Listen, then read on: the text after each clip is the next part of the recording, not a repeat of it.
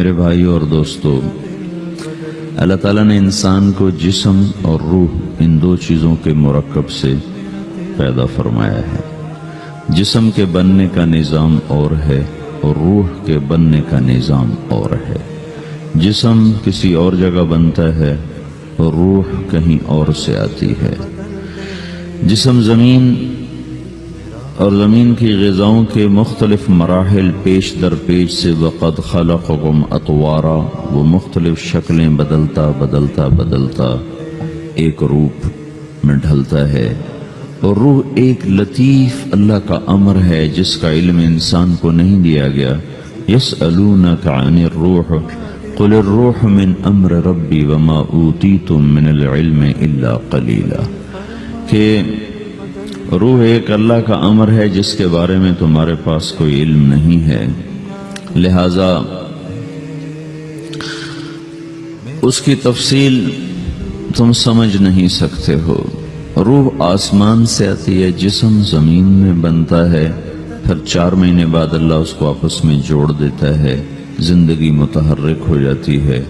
روح ہی کے ساتھ زندگی کی بقا رہتی ہے۔ جب اللہ اس سے واپس نکال لیتا ہے تو سارے ٹائٹل ہٹ کر صرف ایک نام سب کو مل جاتا ہے، اور وہ میت کا ہوتا ہے۔ وہ حضرت مولانا ہو، وہ کوئی ڈاکٹر ہو، بادشاہ ہو، صدر وزیر ہو، سارے اعزاز ٹائٹل ہٹا کر اس پر میت کا لفظ مہر لگ جاتی ہے۔ اس میں سے کیا نکلا ہے؟ ہر چیز تو موجود ہے، اب یہ بولتا کیوں نہیں، اٹھتا کیوں نہیں، چلتا کیوں نہیں؟ اس میں سے روح نکل گئی ہے۔ روح ہمارے جسم کی اصل ہے، اسے نکال دو تو جانوروں کو بھی پتا ہے کہ اب یہ بے جان چیز ہے، چیونٹیاں کیڑے مکوڑے بھی اس کو کھانے لگ جائیں گے، جانور بھی کھانے لگ جائیں گے، زمین بھی اس کو گلانے لگ جائے گی، ہوائیں اس کو متغیر کرنے لگیں گی۔ روح انسان کے اندر ایک چلتا ہوا زندگی کا کارواں ہے۔ اسے جب اللہ واپس بلاتا ہے تو اللہ یتوفی الانفس حین موتها والتی لم تمت فی منامها۔ موت کیا چیز ہے؟ اس کے 200 جواب ہیں سائنس کی کتابوں میں، اور 200 جواب بذات خود بتا رہے ہیں کہ یہ ایک جواب بھی ٹھیک نہیں ہے، اور قرآن ایک جواب دیتا ہے اور وہی حرف آخر ہے، قل یتوفاکم ملک الموت اللہ یتوفی الانفس حین موتها۔ اللہ ہے جو تمہاری روحوں کو موت کے وقت کھینچ لیتا ہے، تمہارے جسم سے نکال لیتا ہے۔ تو میرے بھائیوں، موت کے وقت انسان 2 کیفیت میں ہوتا ہے۔ کچھ لوگوں کی روح ایسی نکل رہی ہوتی ہے کہ ان کے رگ رگ میں وہ پھنس رہی ہوتی ہے۔ وَلَوْ تَرَى اِذْ يَتَوَفَّى الَّذِينَ كَفَرُوا الْمَلَائِكَةُ يَضْرِبُونَ وُجُوهَهُمْ وَأَدْبَارَهُمْ، کاش تم دیکھ سکتے وہ منظر جب اللہ کے فرشتے نافرمانوں کی روح کو نکال رہے ہوتے ہیں تو ان کے منہ پہ بھی مارتے ہیں، ان کی کمر پر بھی مارتے ہیں۔ اور اخرجوا انفسکم اليوم، نکالو آج اپنی روحوں اور جانوں، اب تم بچ نہیں سکتے ہو۔ وہ پیچھے ہٹنا چاہتے ہیں، رب ارجعون، مجھے واپس کر دے تھوڑی دیر کے لیے، لعلی اعمل صالحا، اب میں پورا ٹھیک مسلمان بن کے چلوں گا۔ تو اس کے جواب میں ہوتا ہے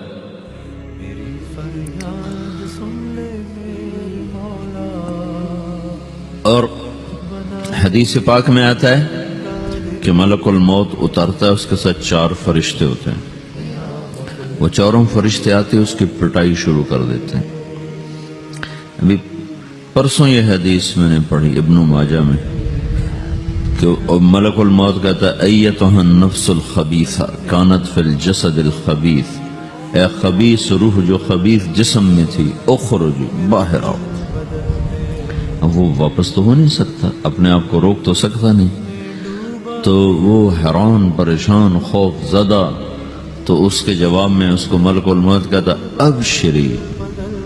ابشری بحمیم وغساق وآخر من شکلہ ازواج، تیار ہو جا خوفناک عذاب کے لیے اور کھولتے پانیوں کے لیے، کانٹے دار جھاڑیوں کے لیے، اور بے شمار عذاب کی شکلوں کے لیے۔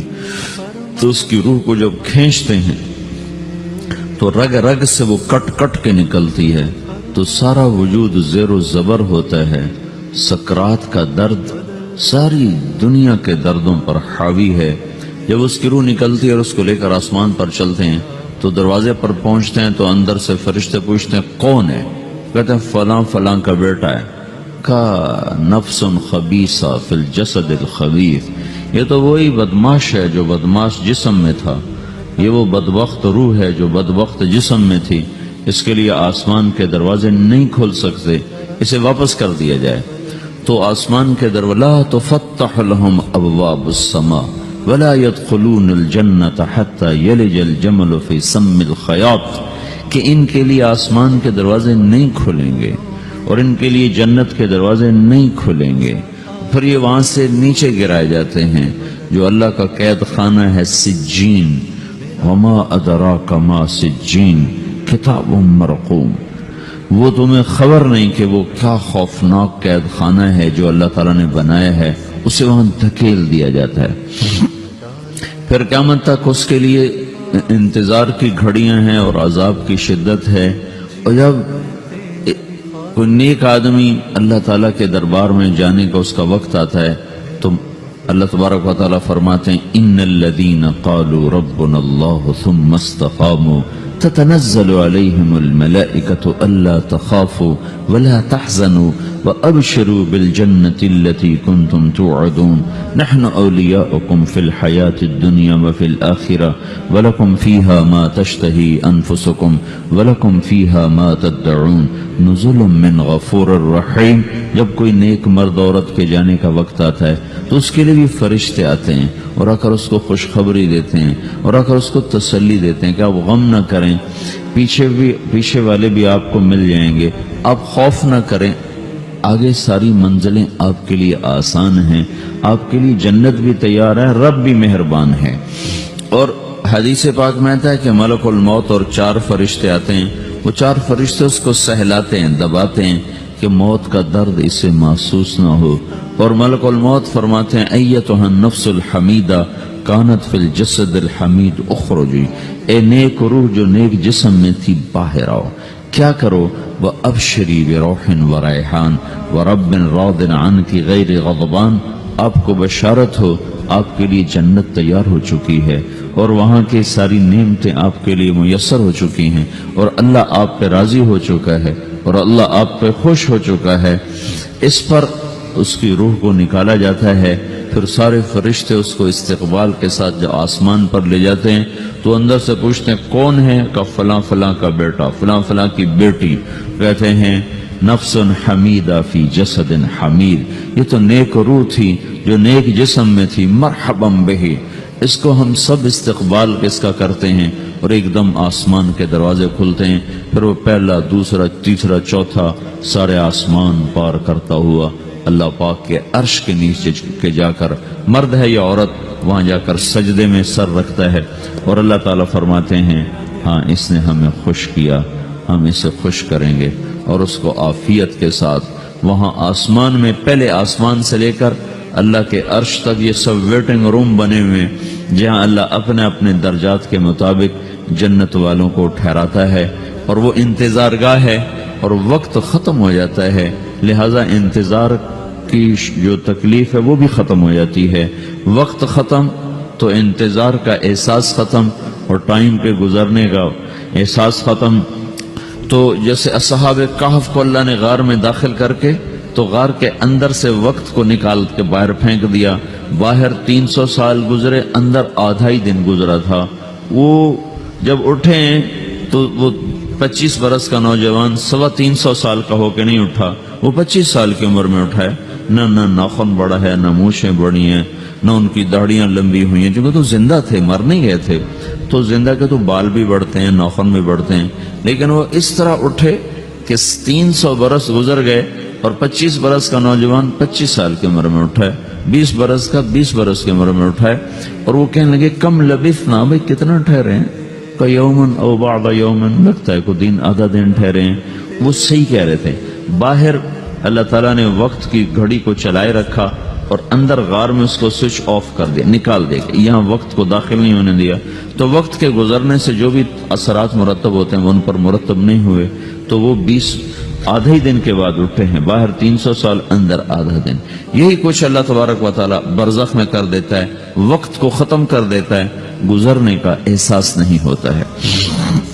تو اس طرح میرے عزیزو، یہ دو موتیں ہر انسان دیکھتا ہے. جب وہ جنت کے فرشتوں کا استقبال دیکھتا ہے یا جہنم کے فرشتوں کی مار اور پٹائی کو سہتا ہے. رابعہ بصری رحمت اللہ علیہ کا انتقال ہونے لگا تو انہوں نے رات کو فوت ہوئی تو انہوں نے اپنی خادمہ کو بلا کے فرمایا کہ کسی کو بتانا نہیں، جب میں مر جاؤں تو پڑوس میں 2-4 کو بلا کر نا میرا جنازہ پڑھوا دینا، اور جس کرتے میں تہجد پڑھتی تھی وہی میرا کفن بنا دینا، اور صبح بے شک لوگوں کو بتا دینا، میرے مرنے کے بعد میری میت کو رکھنا نہیں، فوراً دبا دینا. تو ان کا انتقال ہوا تو انہوں نے پڑوس کے 2-4-10-20 آدمی بلائے اور ان کو تدفین تجہیز سب کچھ ہو گئی. صبح شور مچا کہ وہ رابعہ بصری کا انتقال ہو گیا. تو اگلے دن وہ خواب میں اس خادمہ کو ملی اور کہا بیٹی تیری بڑی مہربانی، تو نے میری وصیت کے مطابق عمل کیا. اس نے دیکھا کہ انہوں نے ایک خوبصورت سبز لباس پہنا ہوا ہے. تو وہ فرمانے لگی، انہوں نے سوال کیا کہ آپ کے ساتھ قبر میں کیا ہوا؟ تو وہ کہنے لگی کہ میرے پاس منکر نکیر آئے تھے اور مجھ سے کہنے لگے من رب کی، تیرا رب کون ہے؟ تو میں نے کہا سبحان اللہ، 40 برس جس کو میں نہ بھولا سکی اس کو 4 ہاتھ زمین میں آ کے میں بھول جاؤں گی. ان کا 42 برس کی عمر میں انتقال ہوا. تو وہ کہنے لگے سبحان اللہ، جس کو میں 40 برس نہ بھولا سکی میں اسے 4 ہاتھ زمین کے اندر آ کے بھول جاؤں گی. تو منکر نکیر کہنے لگے اس کا کیا حساب لینا؟ پھر انہوں نے پوچھا کہ وہ آپ کا وہ کرتا کہاں گیا تہجد والا جس میں آپ کو کفن دیا تھا؟ کہ وہ اللہ نے مجھ سے لے لیا ہے اور میرے اعمال کے خزانے میں رکھ دیا ہے. قیامت کے دن میرا وہ کرتا بھی میرے ترازو میں تولا جائے گا اور مجھے یہ لباس پہنایا ہے جو جنت کا لباس ہے. یہ بھی ایک موت ہے. اس طرح بھی لوگ مرتے ہیں. اور دوسری بھی ایک موت ہے. ہمارے علاقے کی بتا رہا ہوں، اپنے علاقے کی. ایک زمیندار مر گیا، اس کی قبر کھودی، ساری بچھوؤں سے بھری ہو، ایسے جیسے چیونٹیاں پھر رہی ہوتی. تو انہیں وہ بند کر کے دوسری کھودی، ساری بچھوؤں سے بھری ہوئی. پھر وہ بند کر کے تیسری کھودی، ساری بچھوؤں سے بھری ہوئی. قبرستان میں اتنے بچھو کہاں سے آ گئے؟ یہ زمین کے بچھو نہیں ہے، یہ آخرت کی بلائیں ہیں جس کے ساتھ اب اس سے قیامت تک رہنا ہے اور گزارا کرنا ہے. تو یہ 2 طرح کی موتیں روزانہ لوگ مرتے ہیں، روزانہ لوگ مرتے ہیں. جب نماز کا وقت ہوتا ہے ملک الموت ساری دنیا کا چکر لگاتا ہے اور دیکھتا ہے کون پڑھ رہا ہے کون نہیں پڑھ رہا، کون پڑھ رہا ہے کون نہیں پڑھ رہا. جو نماز کی پابندی کرتا ہے اس کی موت آسانی سے ہوتی.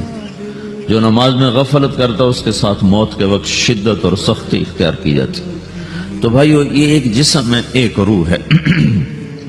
روح باقی رہنے والی چیز ہے، جسم مٹ جاتا ہے، پھر اللہ سے قیامت کے دن نیا جسم عطا فرمائے گا، ایک نیا جسم دیا جائے گا. روح وہی ہے جو اللہ کے خزانوں میں جمع ہو جاتی ہے.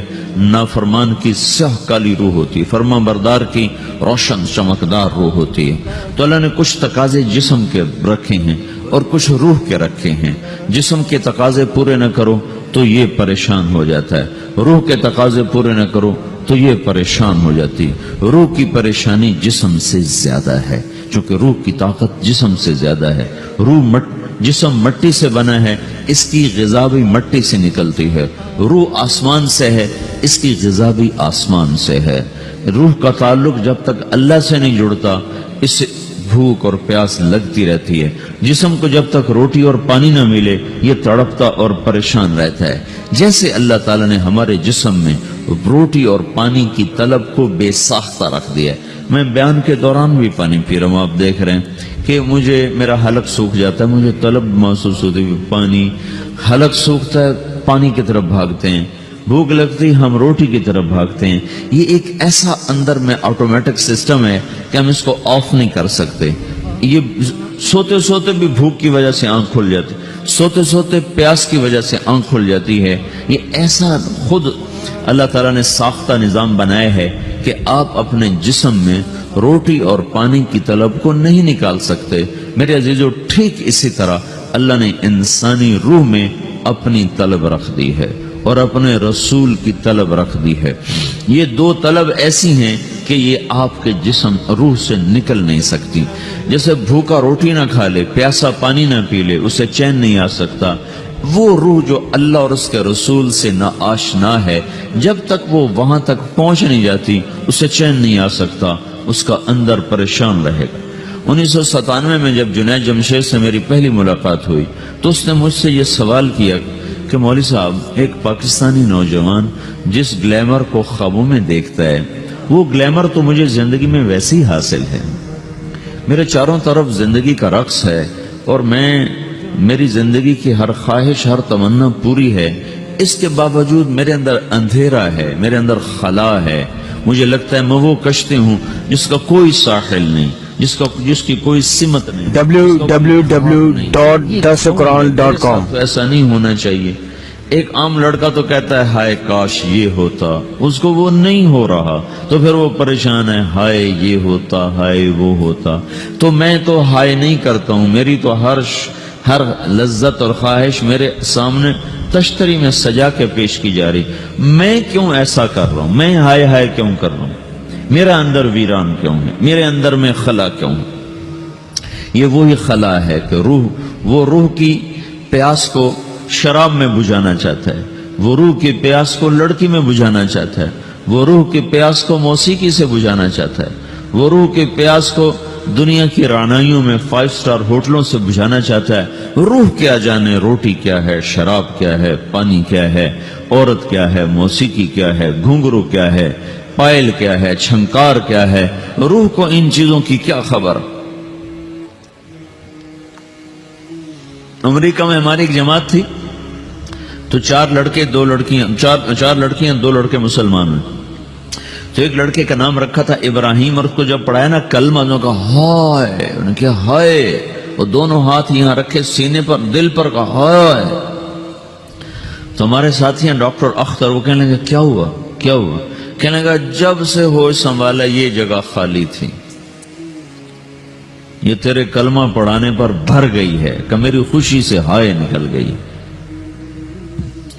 یہ جگہ خالی رہے گی، یہاں شراب نہیں پہنچ سکتی، یہاں نغمہ اور موسیقی نہیں پہنچ سکتی، یہاں تالے لگے ہوئے ہیں، یہاں تک کوئی آواز نہیں جا سکتی۔